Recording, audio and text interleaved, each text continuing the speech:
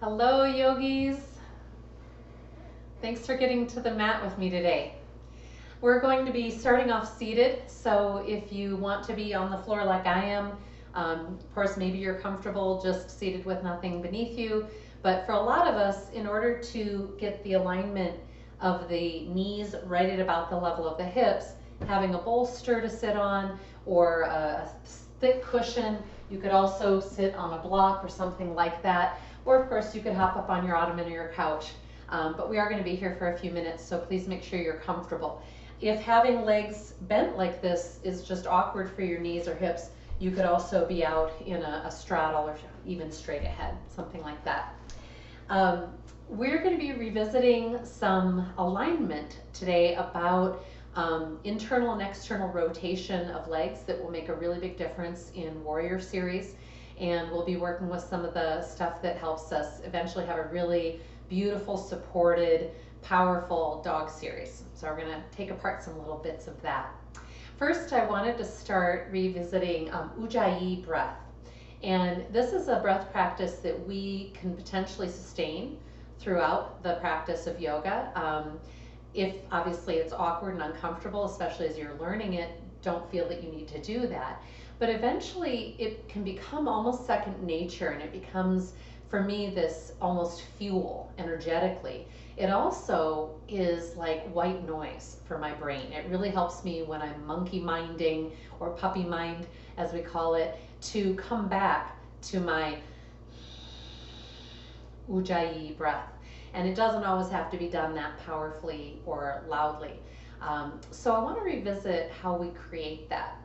First, we start by contracting the throat a little bit, and it's an engagement as if you were about to clear your throat or fog a mirror, but you have your mouth closed. So for example, if I was going to fog a mirror, I would go, and then if I keep that same throat contraction but close the mouth, and I'm hoping you can hear that. The challenging part for most of us is actually not so much the exhale, but it's maintaining that right amount of throat contraction in order to bring the inhale through that valve without it becoming too constricted and feeling, again, just awkward or tension building. So I'm going to ask you to take a few moments with me now to just test out with your valve what is the right amount of pressure. Closing the mouth, slightly contracting the throat, begin to take your attention to that area of the body and begin to breathe through that valve.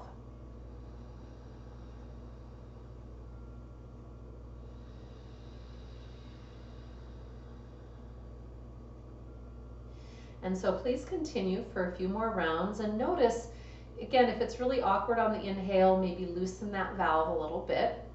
If you're still trying to get that communication with the throat, you might practice some more mirror fogging or about to clear your throat kind of contraction and see how that feels.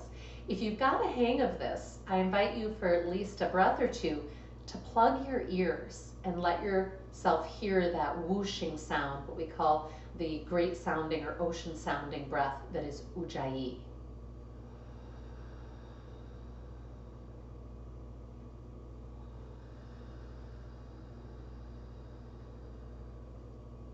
And my hope is that you're noticing the moment between those active parts of the breath, inhale and exhale, that are nothing. It's a pause. It's a quiet moment in the music of your breath. And again, if you can practice this even in life off the mat, do it while you're doing dishes or you're taking kind of a walking meditation down the street or your driveway or what have you. It's a really powerful tool and one of my favorites. So I wanted to take time to really revisit that, and I'm always happy to kind of go through it with you one-on-one too if you ever want to connect with me. The other breath that I want to work with today is our breath locks. And that's where we're creating an engaged lock somewhere in the body, and there are multiple ones that can be used. I'm not going to go through them all today. But when we're doing these basic, they're called kumbhaka, so it's external kumbhaka and internal kumbhaka. And we're doing those, you're not really focusing on what you're doing in order to hold the breath out or in. So don't worry about that. It's more just the act of not inhaling or not exhaling. And then noticing what it's like for you. A lot of people find that it's very relaxing. I love it. I feel like all of a sudden the world just stops. But also some people find it a little bit anxiety building or kind of makes them a little nervous, because our breath, of course, is our most immediate connection to being alive and well. And so there's almost just like a subliminal automatic response in the body that goes, what's going on? Why aren't we breathing? Okay. But in the long run, this is a beautiful place to practice becoming comfortable with being uncomfortable, learning how to soften around it. Okay. So when you're ready, gather a long inhale through the nose, exhale through the nose, and then hold the breath out. External breath lock, external kumbhaka.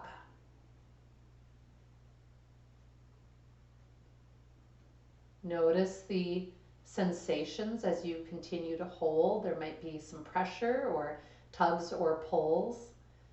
Maybe notice the quietness in your body.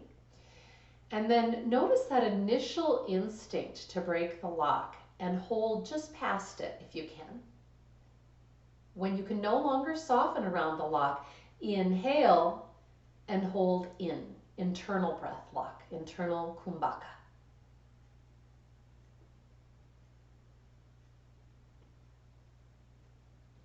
Again, you'll begin to notice tension, sensation. The breath that's in your lungs is actually starting to expand with the warmth of your body. So you'll feel those stretches. And I like to just ask myself, can I soften around this? When the answer is no, then you release the lock and you return the other direction. Exhale and hold out. Or if you need a breath or two in between to just sort of restabilize, take a sigh, feel free to do that. Obviously, if you feel lightheaded or anything funky, then you definitely want to take a break from this. And I'll ask you to continue with me as I'm talking to another round, exhaling, hold out, and then inhaling, hold in. And please know that this is not a struggle or a contest that you're having, even with yourself. It's more again, really a practice of noticing subtlety, asking, can I soften around this in my jaw, in my neck, my throat, in my lung space? How fully can I receive the sensations that are accompanying the lock?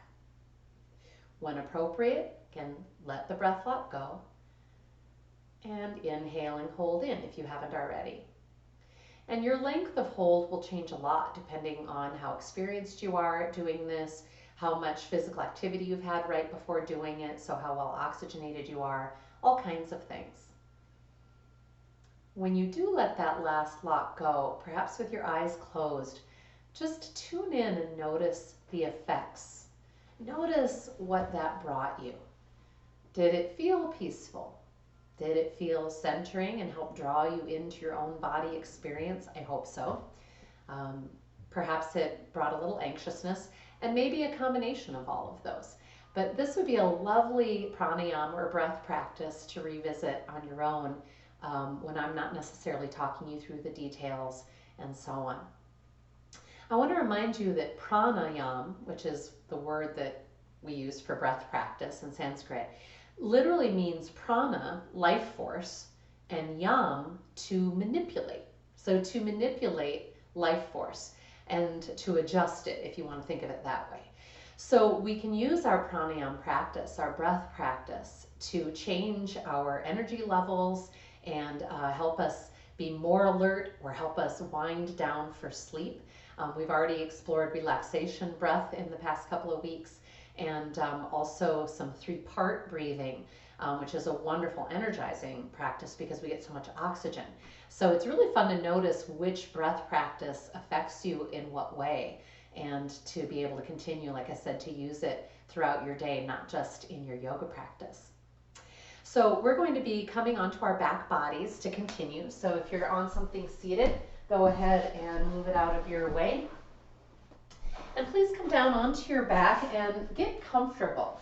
So if that means taking those legs wide, wiggling, maybe you need to stretch, and imagine it's the first time you're waking up today, and then get settled. Good.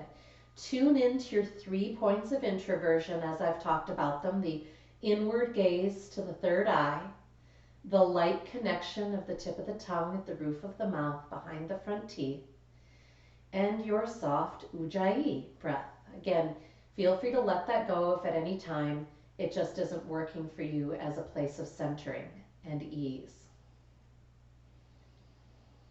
Watch breath coming in and out through the nose. And notice where it's touching you, where it's massaging the body.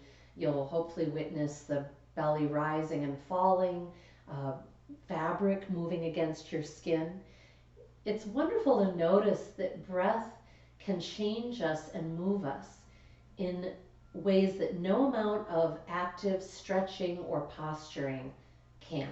It's truly powerful once you start to observe how thorough the breath wave is and can affect us. I hope you're finding that gap or pause between the parts of the active breath. And we're going to come into a more active process, our compression and expansion.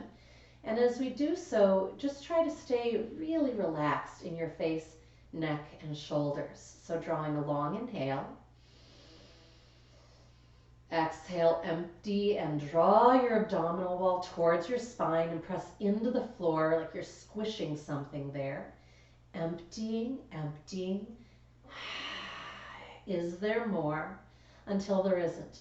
Inhale, soften the body and allow the breath to flow in, perhaps noticing it rising up the spine, into the belly, the chest. Zip in a little extra.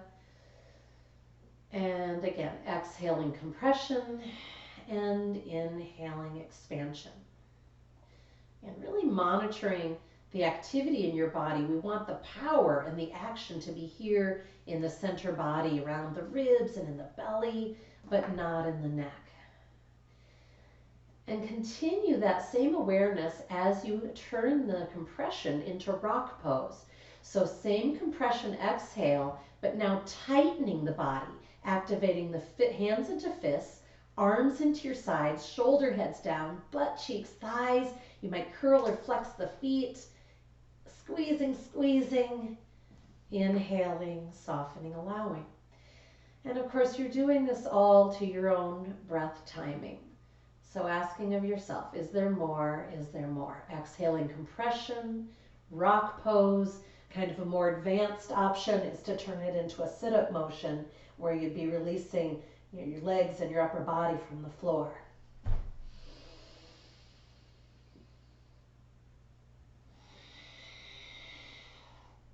I often offer rock pose with or without sit-up as a way for us to find that kind of doer, non-doer, the ability to be deeply engaged and then deeply relaxed. Let's do one more, whatever level you're at.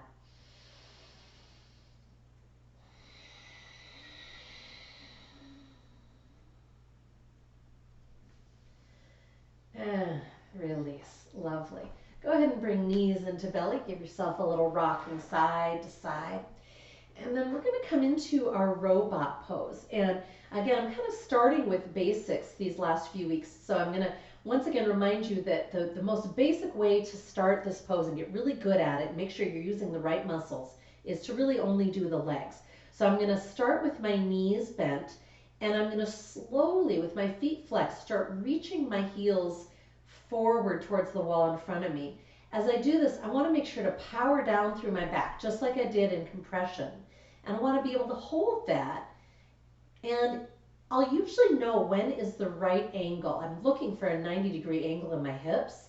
I'll know usually when I'm there because it's going to be hard work to keep this back rooted, but not impossible and won't bring me pain.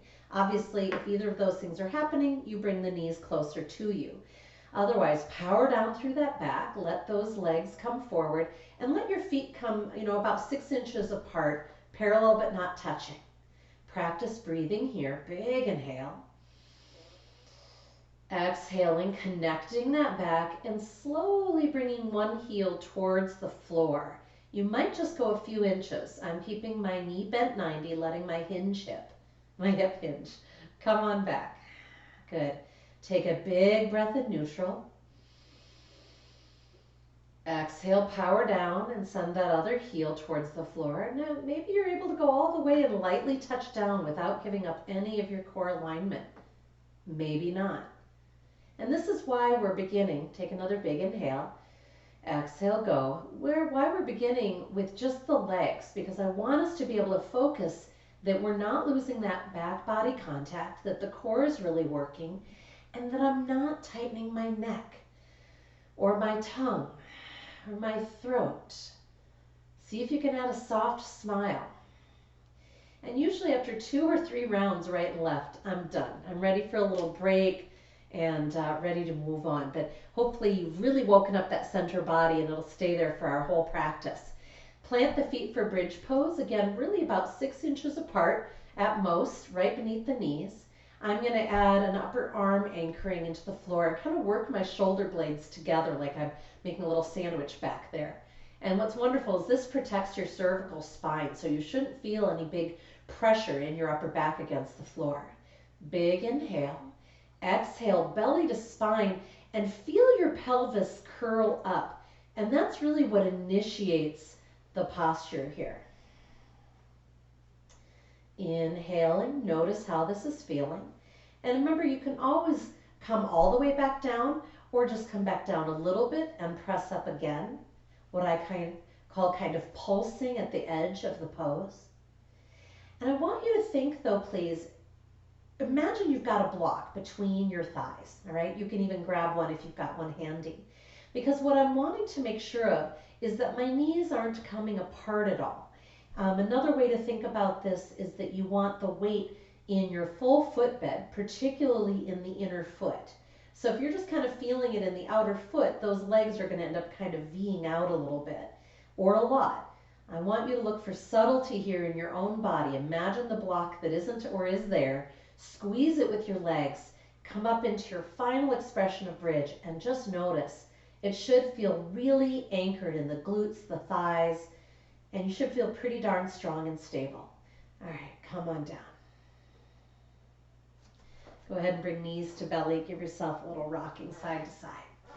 Good, we're going to work out our hips here with reclined pigeon. If you prefer classic pigeon pose, you're of course welcome to go there. Otherwise, cross right ankle to left thigh.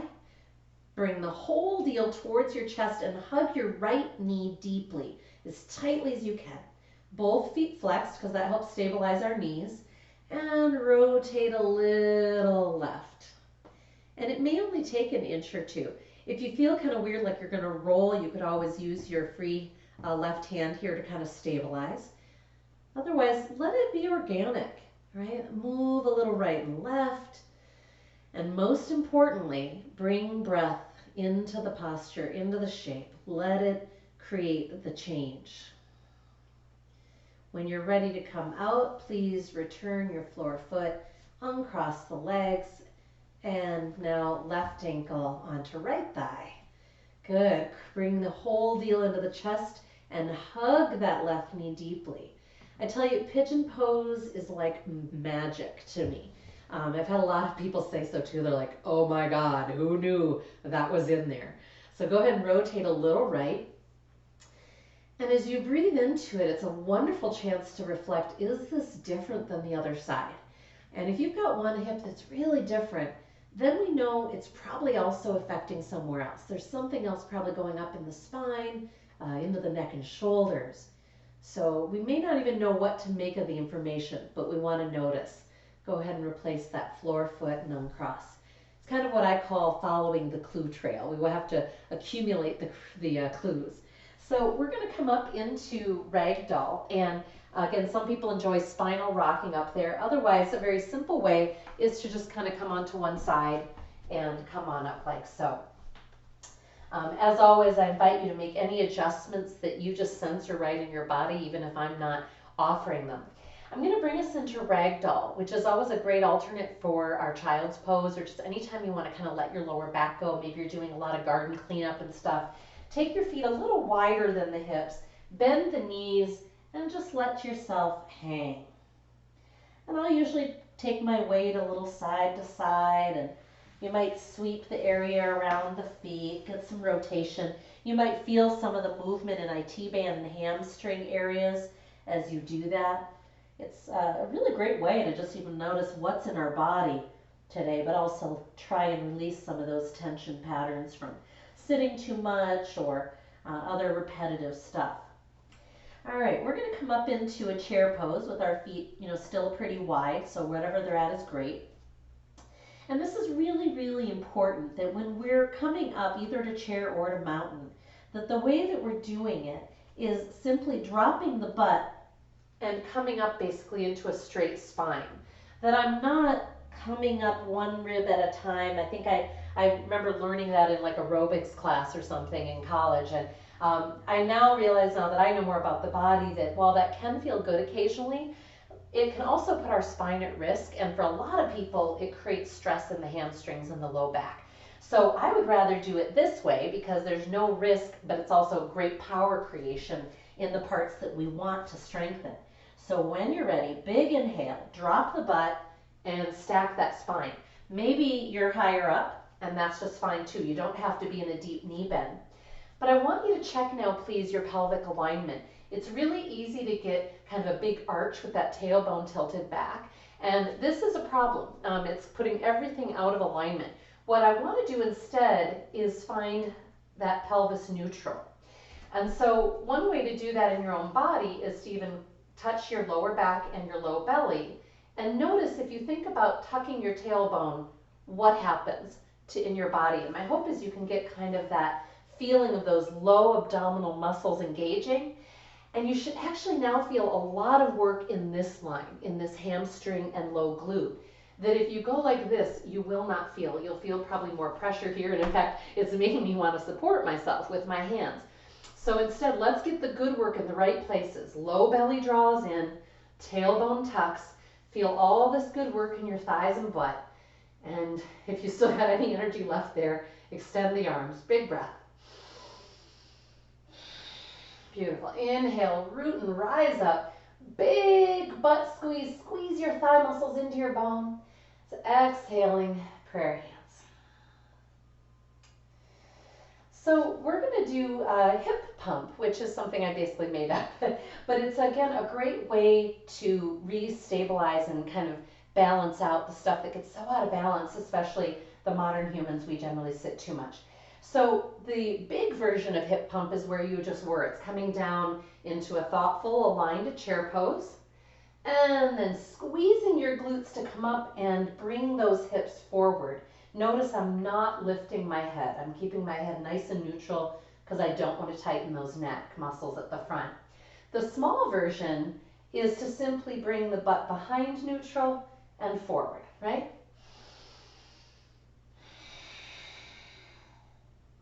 And I'm adding arms, and in this case, I'm inviting you to really engage like you're pulling back on something because I want to wake up those tricep muscles. If I just leave my arms kind of straight and loose or even a little bent like a lot of people have them, the biceps are being bossy and the triceps aren't getting any work. So a couple more. Last one. How low can you go? Feel those glute muscles come up really slow. Marvelous. So we're going to come into revisiting actually our train tracks. And when we do train tracks, one of the key things that's happening here is that we're intentionally placing our feet parallel. But what a lot of times when people look down, if they have a stance where their feet are everted and kind of angled outwards, we assume it's our feet. We think, oh yeah, look at my feet, they're angled. But actually where that's coming from is up here. And so what's kind of exciting is when we use our feet kind of as a guide in this case, we actually are getting the chance to communicate with the whole line all the way up into our low back and our pelvis. And so this is a huge game changer for pelvic strength and abdominal strength, and often people reduce hip pain and so on. So if you're able to get your feet parallel starting, please go there. I'm gonna have my hands on my hips because it allows me to notice what I'm doing. Go ahead and just step back with your left foot into your kind of on the ball of the foot basically. But it's a really short little stance. I step back maybe a foot, foot and a half. Now lay that left foot down in the train track or kind of cross-country skiing if you want to think of it. And just notice how it feels. Then please look underneath you, and if that foot isn't straight, get that heel kicked out until it is. Come back up. Good. Now if you're not feeling any kind of stretch, you might scooch the front foot forward. That's how you would deepen it here. Hold. If you don't need to keep holding the hips, you might reach the arms out or even up. And I want you to think here about the inner line of your feet. I want you to push down through the ball of the big toe. And what you might even notice is that if I press through the ball of that front leg, it's actually going to engage this inner thigh. It's going to help with inner thigh rotation, which will help undo that external rotation that might be habitual. Let's come on back. Yeah, it can feel good to kind of shake out those legs. They might feel a little weird, a little rubbery. That usually means you got a good reprogramming, a good stretch. Go ahead and step back with that right foot. Slowly lower the heel, thinking about setting it into the track. Go ahead and look beneath you. Straighten that foot out. Kick the heel out to the right until it's straight. And come back up. Breathing all the time. Perhaps extending arms, or again, you can reach out. This is actually also a fun one to work the triceps if you want to do kind of palms pressing towards the floor. And again, we don't want to settle for kind of straight arms. I'm pushing until I feel an incredible amount of activation in that back arm. Breathe. Notice what's happening. Can you root through the inner line, especially of that front leg? And release. Good. Go ahead and kick those out again. You can also always go into a little ragdoll if your low back feels a little irritated. If you notice that those heels are nowhere near the train track and that you feel some good stretching when you're straightening them, if you did this every day for a week, I think you would find some pretty interesting transformation. So we're going to take that power of the internal thigh rotation. To be clear, I'm not going like this with my knees and angling them in, right? That's not internal thigh bone rotation. What I am doing is I'm allowing it's very hard to describe, and that's why I usually tell people take your hands there. But bring your feet parallel and kind of imagine that you're squeezing something between the inner thighs. Maybe you want to take your block. You could also use a small, like if you have a small exercise ball or something. But if I squeeze that block, then I can feel all that inner thigh engaged. And we want it to be there for us. We also want the thigh bones to be able to externally rotate. And so this is the big difference when we're in our warrior flow, which we're going to be playing with right now, is that in warrior one and crescent lunge, like so, the thighs are internally rotated. I don't want them to be kind of lazily rotating away from each other and letting my hip bones go off angle. I want my hip bones like headlights shining straight forward. And that happens through that kind of inner thigh rotation or squeeze.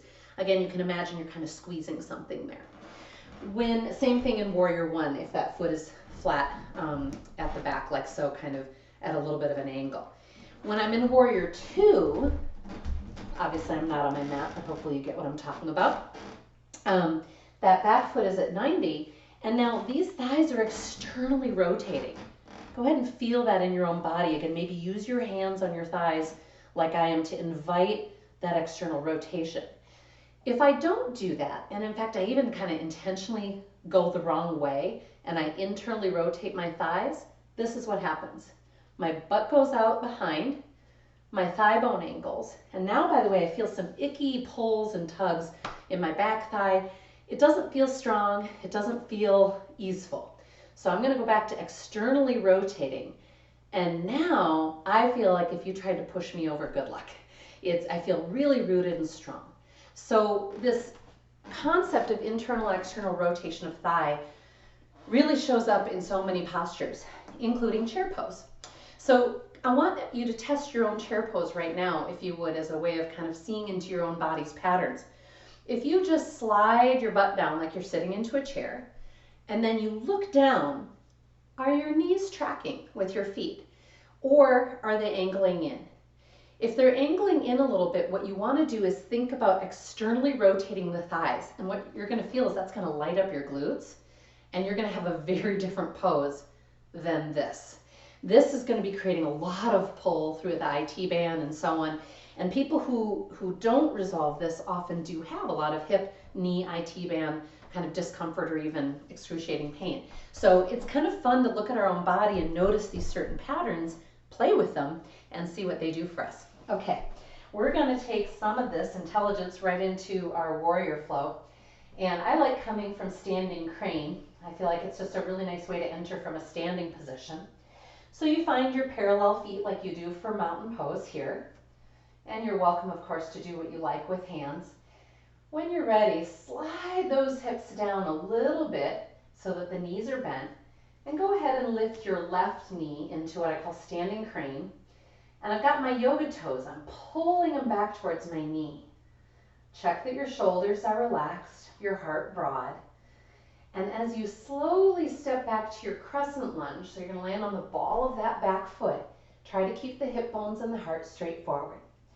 Now, if you would rather be in warrior one, then you're taking that foot flat, but notice it is mostly still shining forward, the foot is, because I want my hips to shine forward.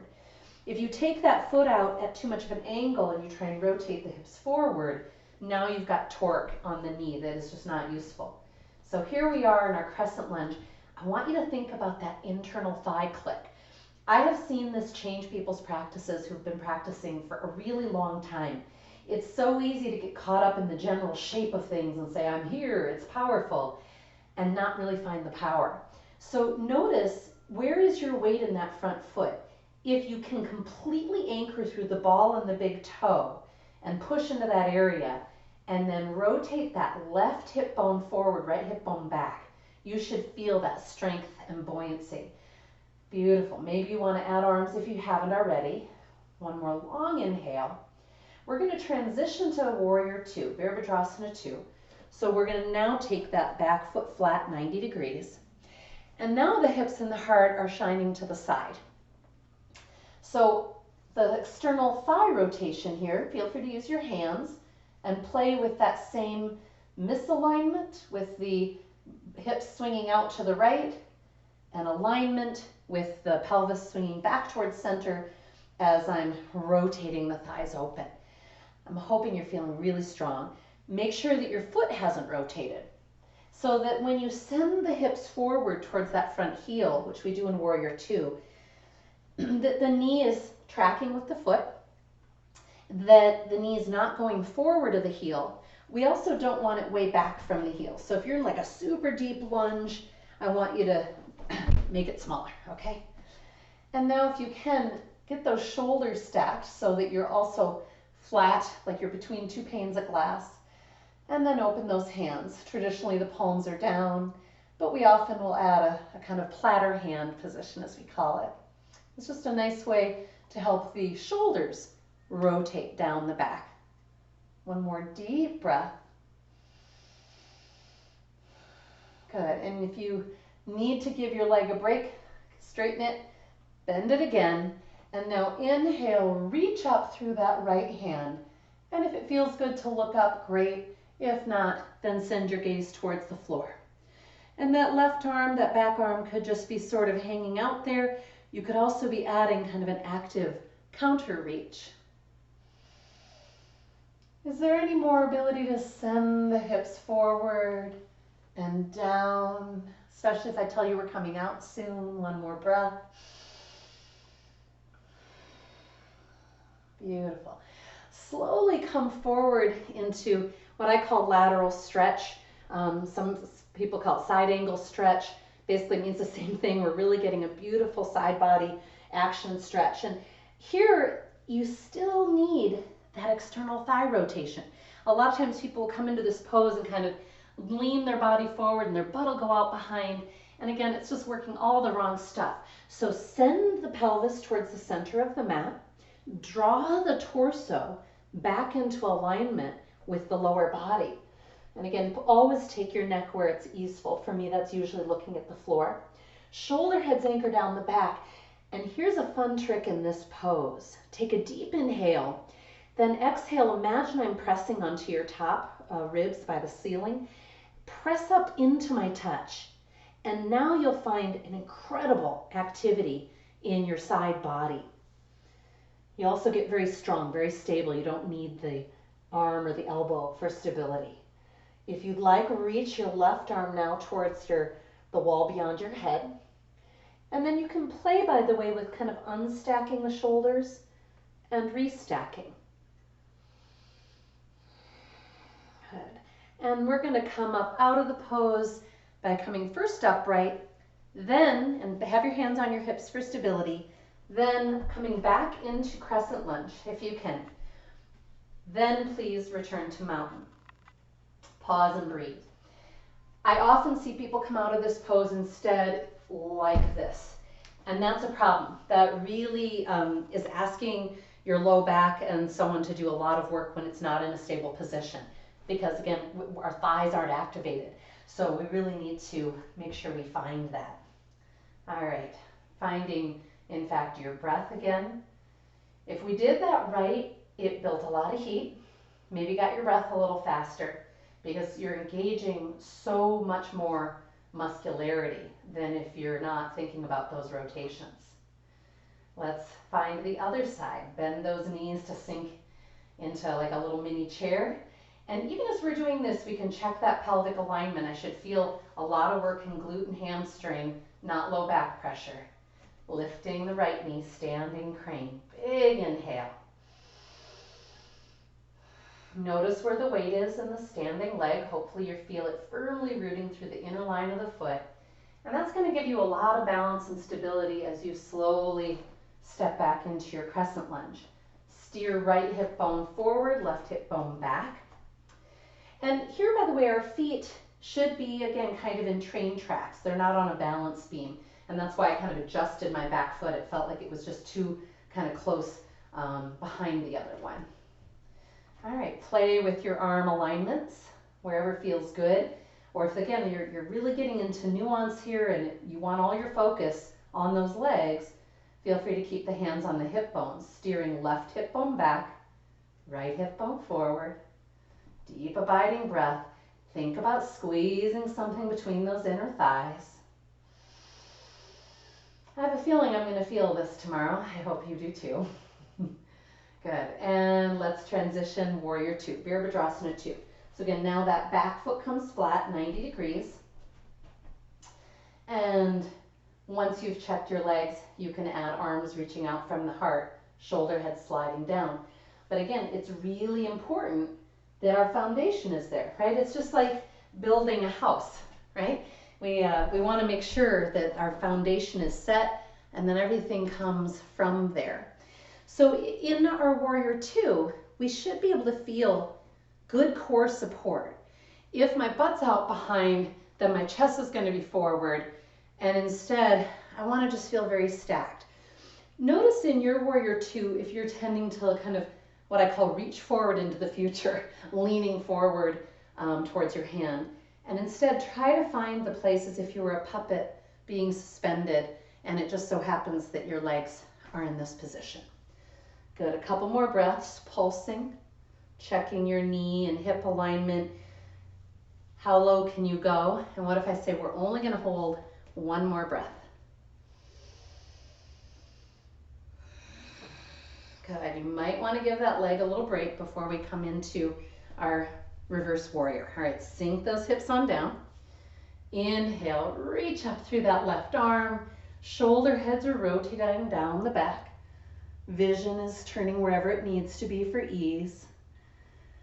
And we're breathing. Notice that I am not leaning back like this, which feels kind of awful. If you want to go back a little bit, it should feel really natural, and it's all about rising first. So I reach, I'm lifting my ribs, and then I'm just imagining I'm kind of painting a little bit of the ceiling. And then when I'm ready, coming forward, exhaling, lateral stretch or side angle stretch. So again, we're interested in that external thigh rotation. You can also think about the hip bones here. And sometimes I start the pose with my right hand on my right hip, left elbow, left thigh, so I can kind of feel that pushing away, resisting one another.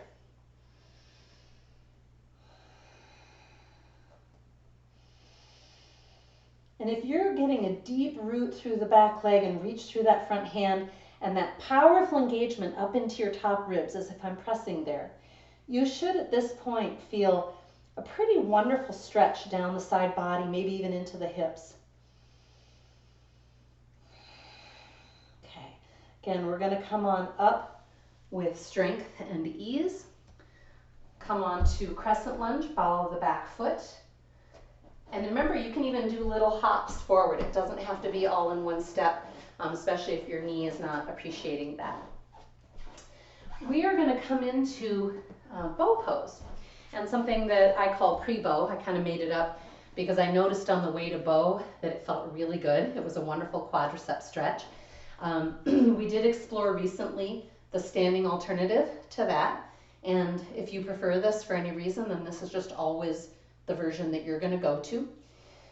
In the laying down version, sometimes people need to use a strap, and that'll be because if you go to reach back for your ankles and you're not able to get a hold of them without bringing your knee out to the side like so, then we know we need the strap, because the goal is, just like in mountain, to have the knees stay in neutral and the feet as well. So I should be able to reach back for the ankles and get those knees straight back from the hip bones. And if not, then I'm going to add a strap. It can be a little hard to do yourself. I've been impressed with some of our yogis and their ability to do it gracefully, but I'll do my best here to show you what I mean. So you would put the strap around the ankles, and then you would keep working your hands as far back as you need to get the arms straight. I am not going to be bending the elbows and pulling. That's not what I'm doing. The strap is actually just letting me lengthen my arm so that when I in bow press the feet back into the hands, the strap lets me maintain that connection. First, pre-bow. So squeeze the butt cheeks down, and my hope is that you're feeling a good stretch in your quadricep. I'm going to release the strap because it's not allowing me to get that stretch. So when we anchor the pelvis down, that's stretching through that whole front line of the thigh.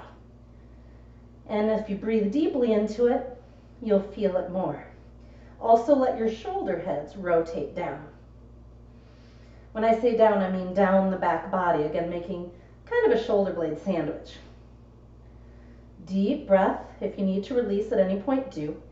Otherwise, if you'd like to move into bow, go ahead and flare those yoga toes, squeeze the pelvis down, and press the ankles back into the hands. Now think about the thighs and imagine that you actually have a block that you're squeezing. That will keep those legs from winging out, which also creates an unstable pelvis and often will crimp the lower back. Deep breath, draw the heart forward, the ankles back, let the neck remain neutral if you can, and release. Turn your head to the side and take a few deep belly breaths. Again, if we're doing this right, it should create a lot of effort, a lot of heat, a little elevated heart rate. All right, we're going to press to child's pose, which is just the perfect kind of complement to what we just did to then stretch the low back the other way. So we're going to get there the active way, what I call kind of the integratous way. We're not just going to push back. We're going to bring the elbows in firmly to the ribs, anchor the shoulder heads down the back. We worked on this recently. We talked about kind of squeezing oranges or what have you between the upper arm and the ribs. Take a big inhale, butt squeezes down. Exhale, press with the hands till the hips come off the floor, and then press back child's. And for most people, taking the knees kind of wide feels really, really good. And you might rest the head on the hands. If you like a little bit of height, some people take the head directly to the floor, and you might enjoy a more active reach through the hands, or just letting them be relaxed. Tune into your breath as it massages the shape that you're in. Ideally, in child's pose, we're feeling the breath in the front body, but very powerfully in the back body, because we're kind of squished in the front and the breath has to go somewhere. So see if you can notice that massage coming into your back.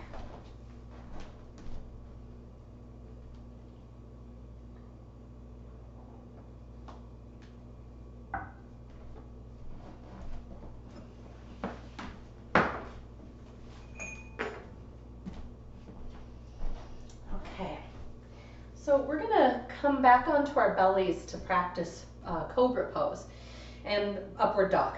And basically, cobra and upward dog are a really key part of the dog series that, you know, comes up in most yoga studios. It's very common in a lot of practices, and it's really wonderful. It can be really, really good for our bodies, but a lot of times people are doing it without the right alignments, and that can actually create stress and strain, especially on necks, shoulders, ribs, and low back.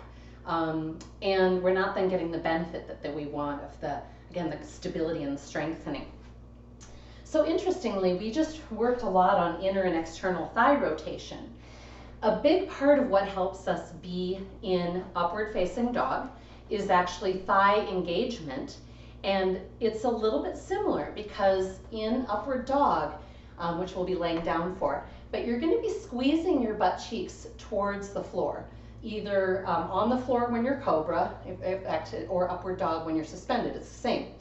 And what that actually creates is a little bit of an external thigh rotation, interestingly.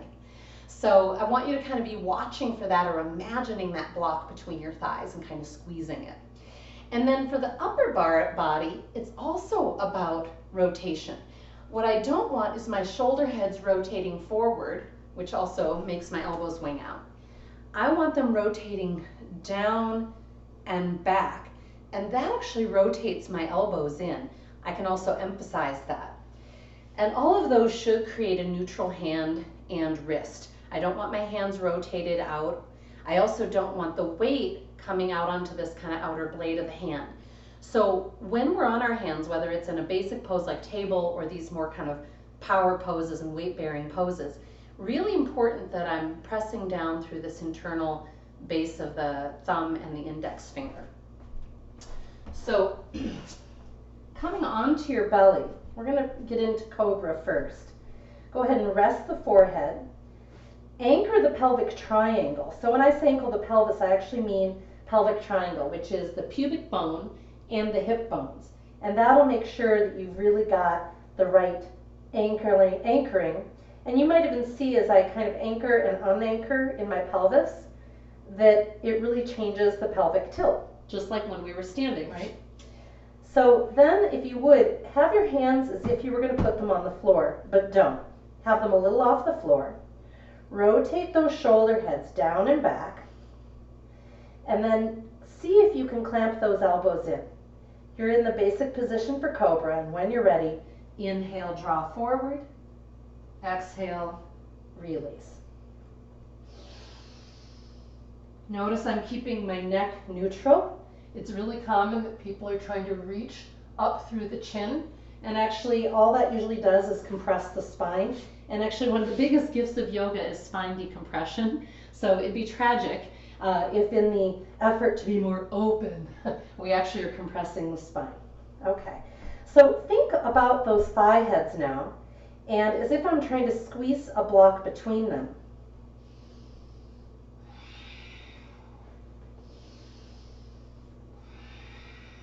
Good. And notice where your hands are. If you're feeling, again, the weight in that inner hand, I mean, you're feeling it in the whole hand, but you want to be anchored there. And also, if you're feeling it in the full palm. If you're feeling it kind of just in the root of the palm by the wrist, your hands are too far forward. And if you're having kind of some ouchie in the wrist, it's probably because they're being squished way more than 90 degrees. So we kind of want to find that midpoint. And so that's in cobra, and it's really the same thing in upward dog. I'm going to start us off in the classic foot position for upward dog, which is on the tops of the feet. So before we come into upward dog, I want you to again anchor the pelvis, squeeze the thighs as if you've got a block between them. But then I actually want you to see if you can engage your quadriceps to get your thigh bones off the floor. Give that a try, your thigh bones and your knees. So this is a good way to practice waking up those muscles. For a lot of people, it's difficult to communicate with them. And especially since I'm asking you to do two kind of disparate things. The pelvis is anchoring down, and then the thigh bones and the kneecaps up. All right, when you're ready to see if that gets you somewhere, so let's try and press with the arms, and you should be in upward facing dog.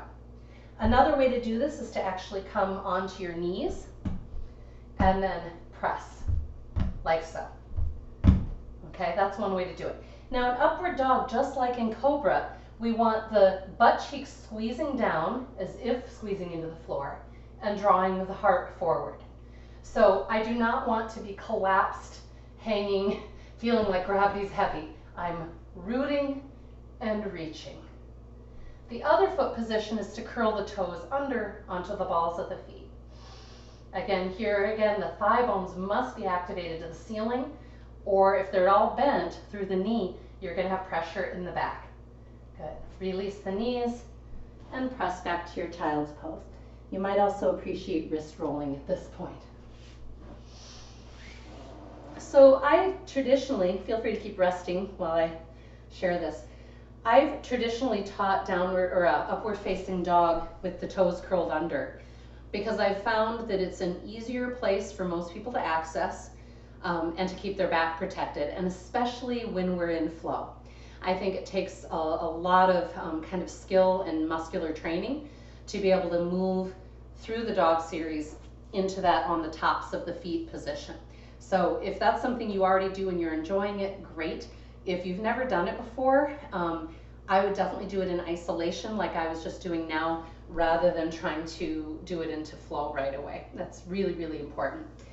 Next week, we're going to be practicing the chaturanga part of dog series. And that's, I think, the most difficult one for most people to stay in alignment. It's a really great workout when we do it right, so it'll be fun. If you would, please join me in downward facing dog. I'm going to start off in table, intelligent hand position. When you're ready, nice long inhale, draw the heart forward like in cow pose. Exhaling, connect the belly in cat. If you need a few more, go for it. Otherwise, send the hips up and back to your downward facing dog. So we've been already talking about downward facing dog in recent weeks, and that here again, there's actually a need to think about rotation.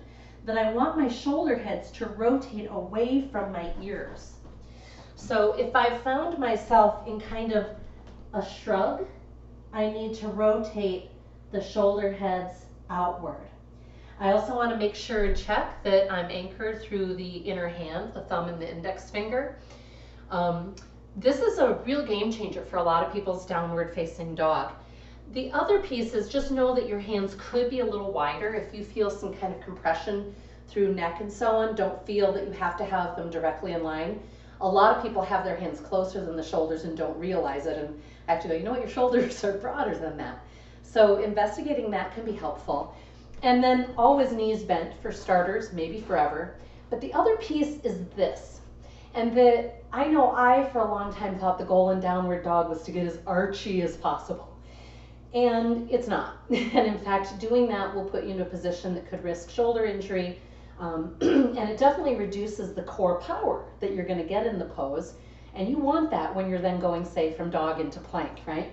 So in your downward facing dog, if you want to initially, just because you love the shoulder stretch and you know your hands won't slip, you want to do a little press your chest towards your thighs, your belly towards your thighs, fine. But then I would like you to please try and get the body straight. And that means that this part of my body, my ribs, need to come back into the spine. This makes me really strong. It's what allows me to lift limbs, or if I go into plank, to lift limbs, right? If this part is hanging, I'll never get there, okay? So it's just fun to realize that Most of us are so much stronger than we think we are, but it's finding this right anatomical alignment and waking up the muscles that hold us there that can be a huge game changer. It has been for me, and it's been fun to see that for people over the years. Okay, a last bit of fun and goodness here. We're done with all the active parts, so you might be like, whew. If you need anything to stretch it out, go for it. Otherwise, we're going to recline over the block under the bra strap. And I've talked before how instead you might roll up a towel or something that'll give you a lower item to extend over. You can also extend over the block, but then have something under your head if you would like that. So the way you would get there is to sit and come down onto your forearms like you're kind of watching a TV or an ocean in front of you or something. And then the block in particular, you want the upper edge of it so that it's going to be just down from the shoulder blade wingtips, so that as you recline over it, it's just hopefully wonderfully sending your rib cage up, but allowing the shoulder heads to just drape down and back, and you end up with this wonderful chest opening and so on. Notice if you are feeling sensation that is not pleasant, if you're kind of surviving it, that means something needs adjusting. Again, maybe you need something under the head so it's not as big of an arch, or maybe you just need something lower than this. When you do come off the block or the object, you want to roll a little to one side. So if you go before I'm going, please be thoughtful about it. Otherwise, if you're still in the pose and you're comfortable, inviting you, actually just take one arm up to the sky and then bring it overhead towards the wall behind you. Really active and straight through the arm, and then just sort of pulse that arm in and out away from the ear and back. And breathe. And when you're ready, come on back to neutral, explore the other arm. So this position in general with the arm movement as well is such a marvelous way to unwind some of the stored patterns that keep us kind of hunched and curled forward. We want to be our tallest, most open-hearted selves, and able to be really in our stance, in our core, and in the present moment. Our body can help us re-find that. So when you're ready to come off, again, roll to one side, remove the object, and please come into whatever resting shape that you would like to take. It might be just a straight classic corpse pose on your back. It might be in child's pose, or maybe you'd like to recline over the bolster as we've previously talked about. I'm going to ask you to join me in just a little body scan, and then I'll close with ohms and the singing bowl.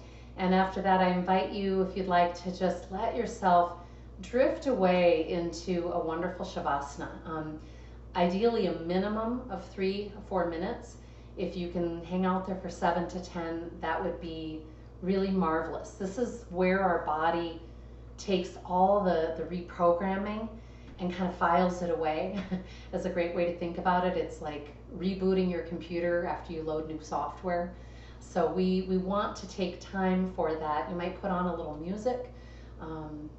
Whatever it takes to really just sink into it would be perfect. So whatever position you're in, just close your eyes and once again tune in. Take your vision to that third eye point and notice your tongue, jaw, and throat and invite them to soften. So you're not even placing the tip of the tongue at the roof of the mouth, just melting. And letting go of any breath control. So no Ujjayi, no effort of any kind. Just watching breath rise and fall. Tapping in once more to the pause between the active parts of the breath. I like to think of those pauses and even picture them in my mind as that moment between waves, when waves are coming up on the sand or the shore and then they're receding. it always seems to me that there's a moment of pause before the in wave becomes the out wave. So if you have an affection for water movement like that, you might picture that in your mind's eye.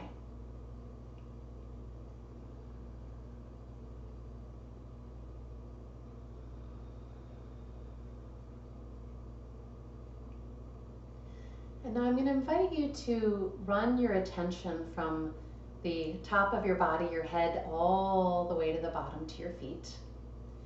And you're just doing a little inventory, as I think of it, kind of a brief body scan. And you're taking your attention and moving it through your body, and you're basically asking, what can I know? What needs support or transformation? Where am I in balance? Where is there discomfort, if any? And you're also remaining open to any huge insights from the body, what I call kind of wisdom messages, perhaps about what kind of food it would like, or how much sleep or activity, what would balance out any disharmony that it might be experiencing. So tapping into your breath, begin to take your attention from head to feet.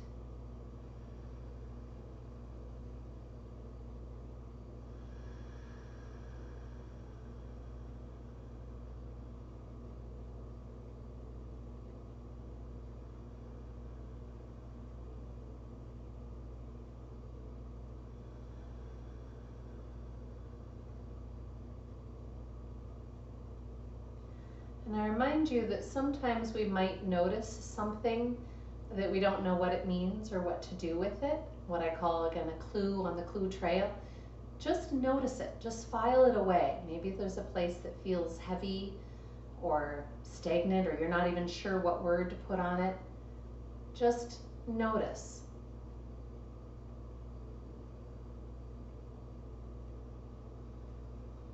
A few more breaths, making your way to the bottom.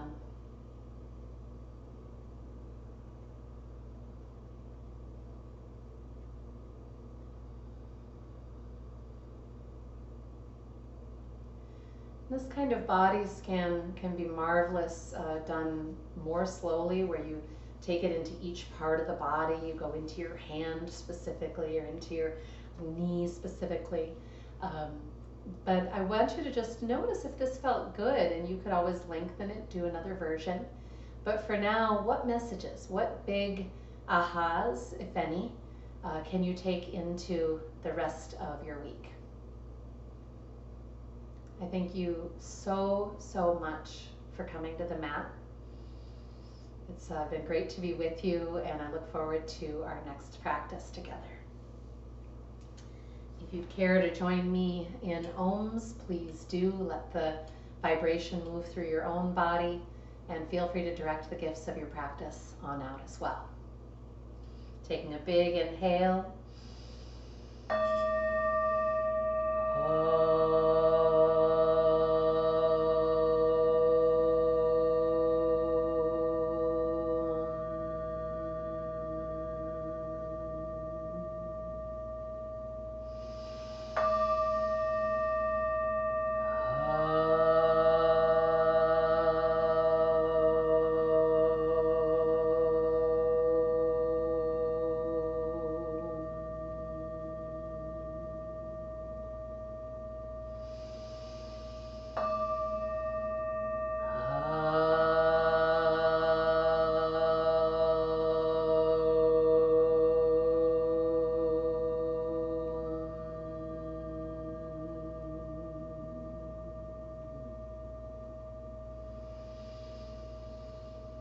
Om Shanti Shanti.